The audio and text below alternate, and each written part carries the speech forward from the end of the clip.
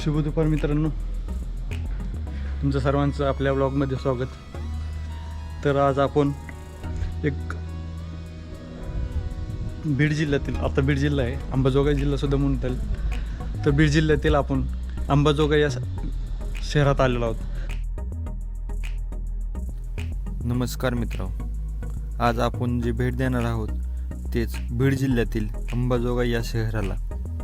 आजपर्यंत तुम्ही बीड जिल्ह्याची ओळख म्हणून ऊसतोड कामगाराचा जिल्हा अशीच पाहिलेली आहे, पण आज तुम्हाला बीड जिल्ह्याबद्दल आणखीन काही गोष्टी आहेत ते सांगणार आहोत.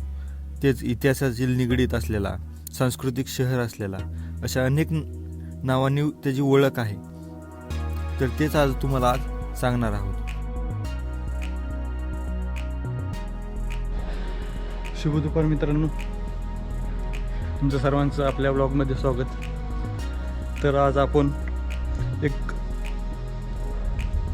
बीड जिल्ह्यातील, आता बीड जिल्हा आहे, अंबाजोगाई जिल्हासुद्धा म्हणता येईल. तर बीड जिल्ह्यातील आपण अंबाजोगाई या शहरात आलेलो आहोत. आणि अंबाजोगाई शहरात जयंती नदीच्या काठी वसलं गेलेलं आहे. आणि त्या अंबाजोगाई शहरातल्याच आपलं एक जगविख्यात प्रसिद्ध असलेली योगेश्वरी माता या मंदिराला आज आपण भेट देणार आहोत. आता सध्या आपण मंदिरातच आहोत. तर बघूया. बघा, हे समोर दिसतंय, हे आहे योगेश्वरी मातेचं मंदिर. अंबाजोगाई किंवा अंबाजोगाई हे महाराष्ट्रातील बीड जिल्ह्यातील एक तालुक्याचे ठिकाण. यास प्राचीन काळात अंबाजंगरी व जयंती राजाच्या काळात जयवंती नगरी म्हणूनही ओळखले जाई. निजामांच्या राज्यात या गावाचे नाव बदलून मोमिनाबाद असे ठेवले गेले होते.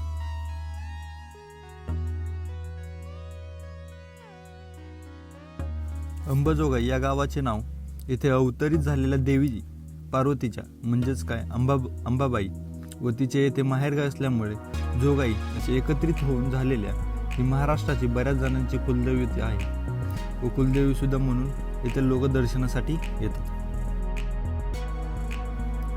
तर मराठी भाषेचा उगम बीड जिल्ह्यातील अंबाजोगाई येथे झाला याबाबत सर्व भाषा तज्ज्ञांचे एकमत आहे. त्यामुळे अंबाजोगाई हे ठिकाण मराठी भाषेची जननी म्हणून ओळखले जाते. मराठी भाषेचे आद्य कवी मुकुंद्राज यांनी विवेक सिंधू हा ग्रंथ, या ग्रंथाची रचना इथेच या केल्यामुळे अंबाजोगाईला ऐतिहासिक महत्त्व प्राप्त झालेले आहे.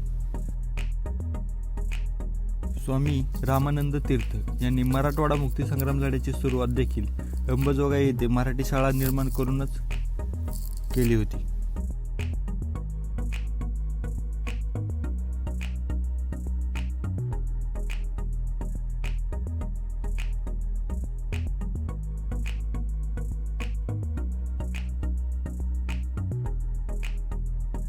गाडीवर दुसऱ्याला बसावं लागतंय ना, आपलं आपलं असलं म्हणजे कसं मग कुठं फिरता येते, टेन्शन नाही, काय नाही, काय नाही. सेफ्टी राहते म्हणून. हां, सेफ्टी राहते.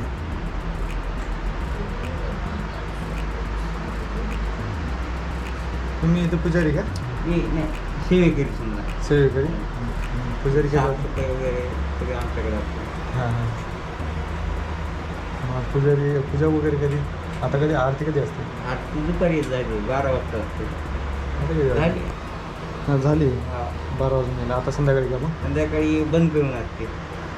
ओके, संध्याकाळी ओपन नाही संध्याकाळी करत? बंद करून सकाळी बंद करूनच असते. संध्याकाळी ओपन नाही करत? नाही, लॉक लावून आरती करतो. मग सकाळी ओपन असतं? नाही, सकाळी सुद्धा बंद करून.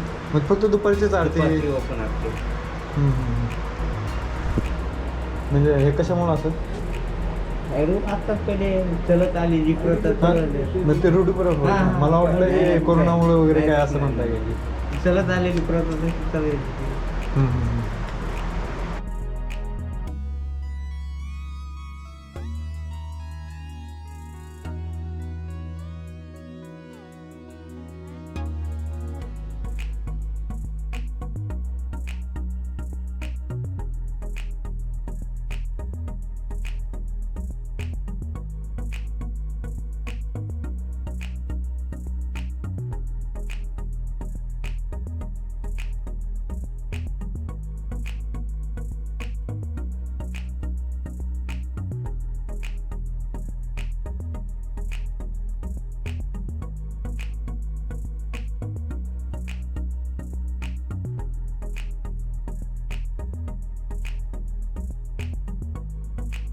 समृद्ध सांस्कृतिक आणि शैक्षणिक वारसा लाभलेले अंबाजोगाई शहर ही मराठवाड्याची सांस्कृतिक राजधानी आहे.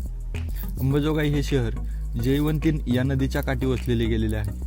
अंबाजोगाईमध्ये योगेश्वरी देवीचे प्रसिद्ध मंदिर आहे. खास करून कोकणी लोकांनी म्हणजे आराध्य दैवत मानतात.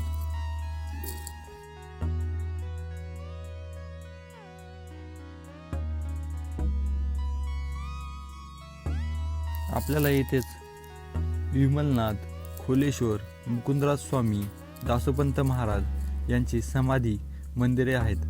हत्ती खाना म्हणून प्रसिद्ध असलेली दगडातील कोरीव लेणी सुद्धा आहे. ते आपण पुढच्या भागात पाहणार आहोत. महाराष्ट्रात कोल्हापूर, तुळजापूर, माहूर, सप्तशृंगी हे देवीचे मुख्य पीठे आहेत आणि अनेक उपपीठे असली तरी अंबेच्या नावाने प्रसिद्ध असलेले अंबाजोगाई हे एक शक्तिपीठ अस्तित्वात आहे.